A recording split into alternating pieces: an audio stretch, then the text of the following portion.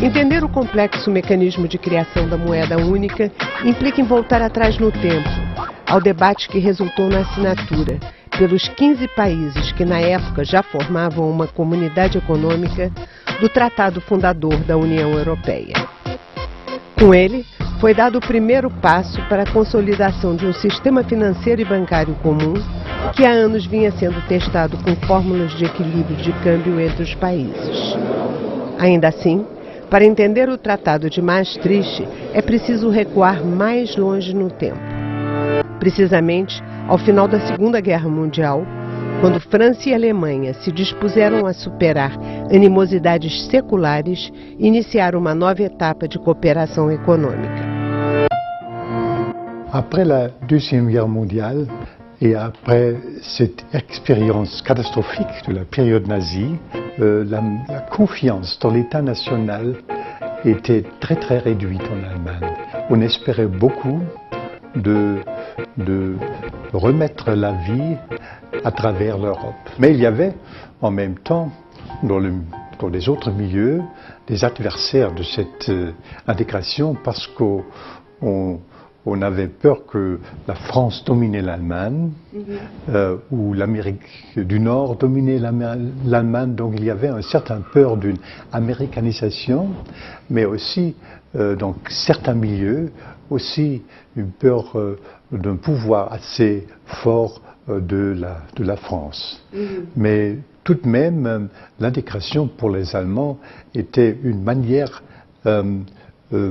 très favorisée de se rétablir en Europe, parce que on voyait que l'État national isolé était un cul-de-sac pour les Allemands. Il faudrait coopérer avec les autres pour rétablir la confiance des autres. Donc ça a commencé avec le CK. Ça a commencé avec le CK, exactement. Oui, c'était le pas important pour l'Allemagne. Ça veut dire, et CK, ça voulait dire que les projets avant le CK, ça veut dire le Conseil de l'Europe, et commençait avec une axe franco-britannique. Et avec la CK, pour la première fois, une axe franco-allemande était établie. Donc ça veut dire que l'influence de l'Allemagne et le retour à une position importante à l'intérieur de l'Europe était ouvert par le CK. A nova Alemanha da Europa tornou-se o centro da Guerra Fria. Foi dividida em duas partes, a República Federal Alemã, sob influência norte-americana, a oeste, e a República Democrática Alemã, sob influência soviética, a leste. A partir dos anos 60, o chamado desenvolvimento a convite, estimulado pelas potências ocidentais, proporcionou à RFA um crescimento vertiginoso, que terminaria por mudar substancialmente sua posição na geopolítica europeia. Um gigante econômico, mas um anão político, diziam os vizinhos franceses. O fato é que a Alemanha venceu o final do século XX novamente unificada e se tornou o maior cacife no jogo da integração europeia.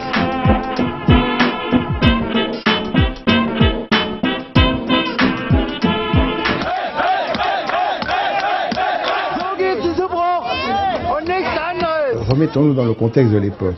Nous sommes dans la fin des années 80, début des années 90.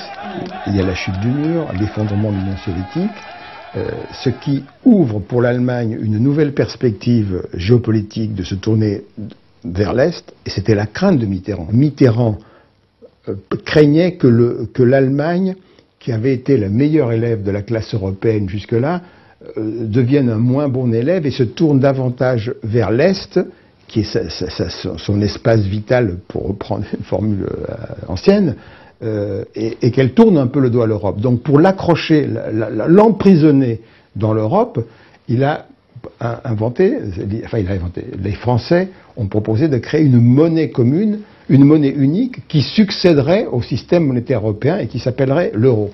Et c'est la disposition essentielle du traité de Maastricht. Mais c'est une décision d'abord politique et qui n'était pas rationnellement qui était pas rationnelle d'un point de vue économique. Pourquoi? Parce qu'on a mis dans l'euro des pays qui sont très différents sur tous les plans. Sur le plan démographique, l'Allemagne est un pays vieux qui est en train de se dépeupler, la France est un pays jeune, c'est le pays le plus jeune d'Europe, la France, et l'Allemagne le plus vieux. Les Allemands ont eu à gérer le problème de l'unification allemande déjà, oui. à transformer les deux Allemagnes en une seule, qui leur a coûté des sommes colossales pour 20 millions d'habitants.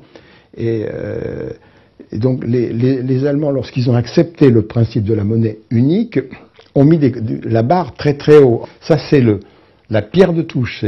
Pour les Allemands, il n'était pas question que la Banque Centrale Européenne soit dépendante des gouvernements. Il fallait qu'elle soit indépendante.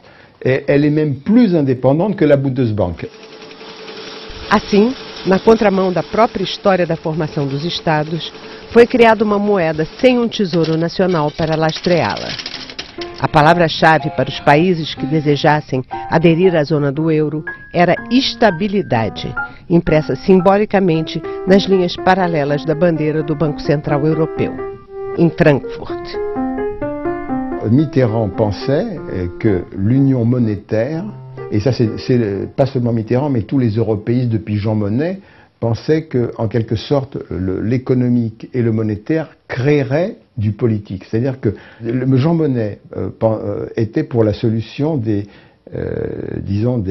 l'engrenage, des solidarités de fait, et il considérait que une intégration économique est totalement réalisée, le marché est complètement européen, créerait le besoin d'une union politique. Grosso modo, l'Allemagne voulait obtenir la possibilité de vendre ses produits à ses voisins sans que ses voisins puissent jouer sur les taux de change par des dévaluations. Et la France voulait pouvoir bénéficier des taux d'intérêt particulièrement bas qui existaient en Allemagne. C'est ça le compromis, si vous voulez, fondateur de la zone euro. Estabilidade significava colocar no mesmo ringue pesos pesados e penas para competir. As regras eram rígidas. Inflação sob o mais estrito controle, déficit público, que simplificadamente significa o rombo entre gastos e arrecadação, não superior a 3% do PIB de cada nação, e finalmente dívida pública mantida abaixo de 60% do mesmo produto interno bruto, medido a cada ano. No conjunto da zona do euro, o teto do endividamento, 10 anos depois, apresenta buracos por todos os lados.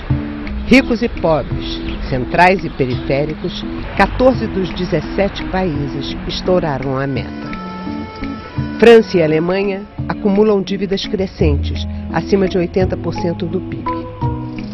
Portugal, Espanha e a própria Bélgica, sede da União Europeia, se aproximam da linha vermelha dos 100%, já ultrapassada pela Itália e, evidentemente, pelo país que rói inexoravelmente a corda do bloco. A dívida da Grécia, ainda que beneficiada pelas somas injetadas pelo FMI e a UE, permanece em torno de 143% do PIB, com uma progressão de 15% por ano.